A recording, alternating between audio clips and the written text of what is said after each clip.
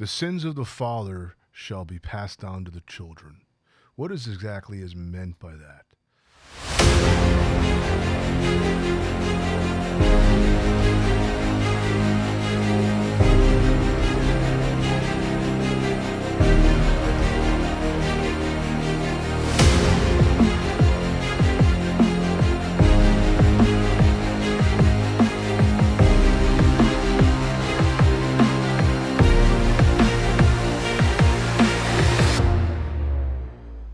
This is Dr. Spencer Coaches. Today I'm going to talk to you about generational trauma and the meaning of the phrase, the sins of the father shall be passed down to the child. Because generational trauma keeps the whole family line in a traumatic state, in a neurotic state, in a hypervigilant, in behavioral problems, in maladaptive behavioral problems, narcissism, or borderline personality disorder. They go hand in hand. Often a narcissistic parent, a parent who is entitled, has grandiose notions of self, extremely self-centered, gaslights, puts themselves at the center of attention, their constant need for validation, and amongst other signs, usually produces children who have borderline personality disorder. And borderline personality disorder parents produce children with narcissism. So you see how the cycle just keeps going. And they're both started by childhood trauma or complex post-traumatic stress disorder, which the behavior of the parent can create within the child. Now, the difference between PTSD is a single event, like you get into a car accident, God forbid you get raped, or you see something horrifying that traumatizes you. Or complex post-traumatic stress disorder is multiple incidences like child abuse happening for years. Narcissistic parents committing psychological abuse, putting their children down, destroying their morality, destroying their self-esteem, their self-worth. Could be an alcoholic father who is absent. All kinds of childhood abuse. Teachers, abusing the children, even just ridiculing the child for years on end. Childhood emotional neglect, where the child's needs are just neglected. Their emotional needs are neglected for years, can create these disorders, behavioral problems. Now, not all the time does it create, narcissism or borderline personality disorder. A lot of people are resilient and they just learn to adapt and they process their emotions and move on. And it actually makes them stronger as a person. It helps them survive. But for others, it creates a lot of behavioral issues. Issues getting along with people, issues having advancement in career, drug addiction, alcoholism, emotional problems, emotionally unstable. It's very common both with narcissism and with borderline personality disorder. And when you have a parent who is abusive, either because they have a narcissistic or they have borderline personality disorder, the child grows up in an abusive environment. And then they become abusive towards their children. And this happens generation after generation. You'll see this, the parent is disassociated. They're in a state of detachment. They're in a state of derealization. They're not really living life presently and fully and focused. It's like they are beside themselves and they're watching their life like a movie. And then they have these emotional roller coaster, these episodes, these getting triggered and raging out, lying, even physical abuse, on children for years. And the children take on this behavior as if this is normal because that's what they're familiar with. Often, children who are abused when they get older will seek out a partner who is also abusive because that is what is familiar to them. They will often reject a wholesome partner because a person who's actually loving, respectful, and nurturing is going to be unfamiliar to them.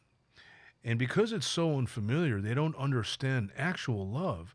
They push those people away and call them boring. And they find someone who is a rebel against the world, who is a wild child to have a relationship with because they're more fun. And then the cycle starts all over again. There's a dysfunctional relationship. They're abusive towards one another, and they take the abuse out on their children. A lot of it comes from unmet emotional needs, meaning that both parties are constantly seeking validation. They want to feel safe. This is quite common in people with CPTSD. They often have borderline personality disorder. And what happens with both disorders, narcissism and borderline personality disorder, or personality disorders, meaning that their sense of self is convoluted. They don't have a healthy sense of self. But the narcissist sees the world as oneself. They have no sense of self. So they're constantly needing validation to have a sense of self and develop grandiose notions of who they are and gaslight people to support their defensive mechanisms, their deflection patterns, because they often define themselves by this grandiose notion. They have to defend that notion to the end. Hence, they gaslight. They look for admiration to constantly, elevate themselves because they actually have low self-worth and are deeply insecure about themselves. So they see a person who is admiring them as an ally or a friend. As long as that admiration comes, they're going to keep them in their life. As soon as that admiration ends, they become an enemy. They're no longer needed. And that's how narcissists treat people. So imagine this at play in a marriage. Once the spouse is in disagreement and starts not admiring them, the partner, they are going to get upset. In borderline personality disorder, there is a sense of self. And that sense of self is this really an emotional roller coaster. There's a lot of anguish and pain. And because it isn't a healthy sense of self, they look at everyone else as not themselves. Hence, they start to treat people, very poorly and have really terrible mannerisms. And they're usually dyeing their hair different colors and changing their personalities from day to day and going through mood swings where they become a different person for a few hours, if you will. And they have such a deep sense of emotional dysregulation, they don't trust anybody because their sense of self is based upon really an unstable version of life, that they don't really connect well with people. And they often put on a show, just like narcissists do. Often they both exhibit the similar behavioral patterns, but what's actually going on underneath is completely different. A person with borderline personality disorder is going to have such a deep sense of emotional dysregulation that they come across as being unstable and therefore untrustworthy. You never know when they're just going to blow up on you and get triggered. And it's almost like the narcissistic rage. Narcissists go from love bombing to rage back and forth. Where borderline personality disorder, they have these kind of a psychosis of their own version of reality of what's happening in their mind. So this dynamic, I'm not going to talk about borderline personality disorder and narcissism, but I'm just giving you an idea of the two primary personality disorders that influence this generational trauma that creates a negative experience for the child. And the way the child adapts, it's really a maladaptation. They don't adapt and they take on this neurotic behavioral pattern in their own way. If a narcissist raises a child really abusively, gaslighting them and making it all about them, then their sense of self is going to be altered. Or if a parent with borderline personality disorder is on an emotional roller coaster, one end to the other end of the spectrum, and how is the child going to feel? The child is going to be neglected, and they're going to have to develop their own sense of self by getting admired. And this trauma is passed on, and it actually shows in veterans that most veteran PTSD is complex post-traumatic stress disorder because they come from families that were abusive and then go into the military to escape the abuse. And then they get, see their buddy's arm get blown off or what have you in war, and they come back with trauma from the war, which then re-triggers the trauma from childhood. And then they get into a marriage and they become abusive towards their wife and their children. They start hitting a bottle. They get triggered and go in these mood swings and become physically abusive. And then the cycle starts all over again. They came from a family like that, and they themselves become what their father or mother was. That's what generational trauma is. And that's what the sins of the father shall be passed on to the children means. That if you don't stop it at some point, that sense of disassociation, the sense of dysfunctional relationships, the inability to really support oneself effectively, have a fulfilling career, is going to continue down the line. You see this a lot in mother-daughter. Narcissistic mother producing a borderline personality disorder daughter. And then they produce a narcissistic daughter themselves who then produces a borderline personality disorder. It keeps going down the line, or with the father. You'll never be as good as me. You'll never as pretty as me. You don't know what it means to survive in this world. You know how hard it is, what I had to do. You'll never measure up to me. That kind of narcissism to what the hell are you doing? Oh my God, blah, blah. The borderline personality disorder comes home raging on everything. They both have the roots in trauma from childhood, from complex post-traumatic stress disorder. And that is the source of it all. And you need to process the emotions of, anger, rage, fear, guilt, and shame is the upheaval. But underneath that is really a sense of despair, agony, terror, and helplessness. And it's that helplessness that creates the rage, because in rage you find instant power. But it's not a true sense of power. You don't really get what you want by raging out on people. You just really piss a lot of people off and make people feel afraid of you. That sense of power is what you're trying to get back out of the sense of helplessness, powerlessness. And there's an agony, the suffering of the trauma, the torment. It's agony. I mean, it is sheer agony, because it's disgust. It's really a sense of disgust. And the ability to transmute these emotions and process them is how you overcome the trigger response of anger, rage, fear, guilt, and shame, and the behavioral patterns that come with them. And developing a sense of emotional intelligence and clearing out any, call them false beliefs about yourself and the world. Because a lot of false beliefs and really poor behavior results of emotional needs not being met, the need for safety. If you don't feel safe and you don't believe the world to be safe, you're going to be in a hyper-vigilant state. You're going to constantly look over your shoulder and constantly be on guard.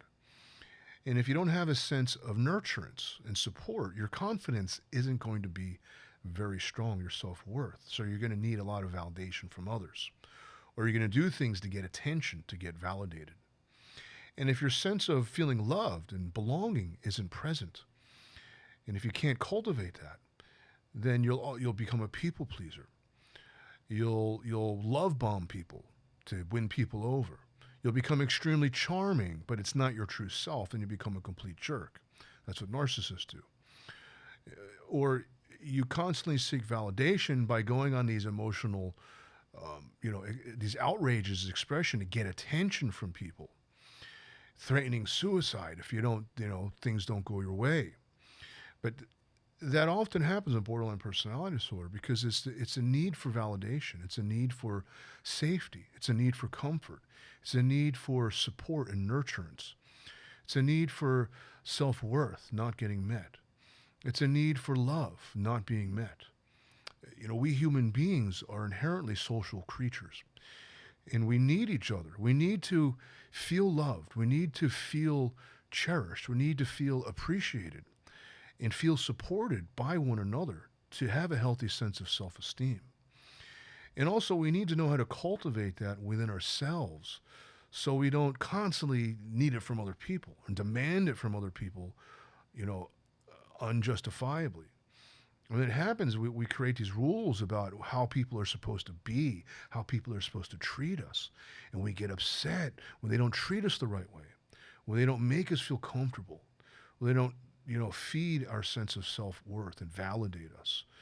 If they don't acknowledge us, if they ignore us, people get upset over these things. And then that upsetness creates a lot of problems in life, especially problems in relationship, because there's an unconscious expression, a demand for attention, a demand for validation, a demand to feel comfort, a demand for your needs to be met, instead of expressing them in a healthy way. Hey, look, I could really use some moral support here. I'm going through a hard time. Tell me some things about myself that I may have forgotten that would boost my self-esteem. Something like that, right? Hey, I need to confide in you. I need to just let things out. You find somebody that you can talk to. I'm sure there's somebody in your life that you can talk to and open up and just share what's going on and what's feeling. Now, often a psychologist or a trauma-informed life coach is a great person to talk to, and that's what I do. I'm a transformational mind coach, and I find that a lot of my clients have trauma in their history and is at the root of a lot of their problems in leading their own life. Problems, especially with committing to action, which is why they don't succeed. People with borderline personality disorder are all over the place. They'll switch from one job to another to another. They can't hold a job. Hence, they don't make a great living. A lot of high-level business people are actually narcissists, but they got it under control because their desire for admiration, their grandiose notions, but they're deeply insecure, but they're willing to work. They're willing to prove it to people. Look at me. Look how great I am. And it actually helps them succeed. But then they become very egotistical about it. And that creates problems in their life. So you understand, I'm trying to help you understand how these disorders are passed on to the children. And it just cycles through generations. They call it the family curse. And it's got to end. Because humanity right now is going in a direction that, a lot of people think isn't really for the better. The materialism, the glamour, the narcissism is on a rise. The cost of living is on a rise. People are feeling a sense of hopelessness, a poor outlook on life, a distrust for the government. And you combine all these factors, it just adds to the agony and mental anguish of people. Depression and anxiety is on a rise. Even if you have a steady job, there's just comprehending and thinking about all the dynamics of life can be overwhelming, let alone paying your own bills, supporting children, and dealing with your children's problems or your spouse's problems. So find someone to talk to and work this out. And really what it boils down to is processing your emotions, getting grounded, being honest with yourself and developing a sense of authenticity. Being authentic about what really matters to you, what brings you joy, what brings you a sense of gratitude, what brings you a sense of fulfillment in your life. And having your emotional needs is up to you. Not everybody can make you feel comfortable, but I'm sure there's some people that can. Not everybody is going to make you feel like you belong and give you the love that you feel you deserve, but I'm sure there are some people who can. Not everyone is going to give you reassurance and boost your self-worth and acknowledge you and give you that validation, but I'm sure there are some people who can. But you need to develop the sense of self-worth, the sense of self-validation, and a sense of self-love on your own. No one can do that for you. Ultimately, you need to learn to love yourself. Learn to cultivate confidence and get your self-worth back by discovering what really matters to you. What are your core values? When you begin to live out of your true core values, then you'll feel fulfillment. And you won't need that attention. You won't need that validation from other people because you know how to give it to yourself. You learn how to love yourself. And that's when you become whole again. It's not a matter of trying to fix yourself. It's a matter of discovering yourself. And I can help you do that because I know you want to succeed. You want to experience abundance. You want to experience fulfillment, and you want to experience freedom. If those things are important to you, then contact me. My information will be below this video. This is Dr. Spencer Coaches. Thank you so much for listening. I sure hope that helps.